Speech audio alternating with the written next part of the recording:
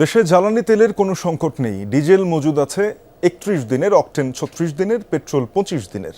সংকট না থাকলেও এ বিষয়ে গুজব ছড়াচ্ছেন অনেকে। দুপুরে বিদ্যুৎ ও জ্বালানি মন্ত্রণালয়ের এক ব্রিফিংয়ে এসব তথ্য তুলে ধরেন যুগ্ম সচিব মনির হোসেন চৌধুরী। বলেন, প্রাকৃতিক গ্যাসের কিছুটা ঘাটতি আছে, নতুন গ্যাস উত্তোলন সহ ঘাটতি মোকাবেলার চেষ্টা হচ্ছে। জানান, একটি গুরুত্বপূর্ণ এফএসআরইউতে সমস্যা দেখা দেয় গ্যাসের এই সংকট দ্রুত এর সমাধান হলে পাম্পে সিএনজির লাইন কমে আসবে, এমনটাই প্রত্যাশা তার।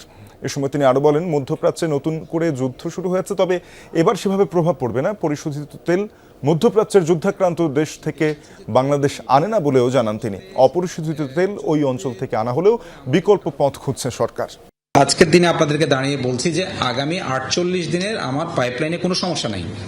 তারপরেও আমার অগাস্ট মাসের পুরো আমার যে জ্বালানিগুলো ইম্পোর্ট করার কথা সব আমার ঠিকঠাক আছে, কোথাও কোনো ডিসরাপশন নাই।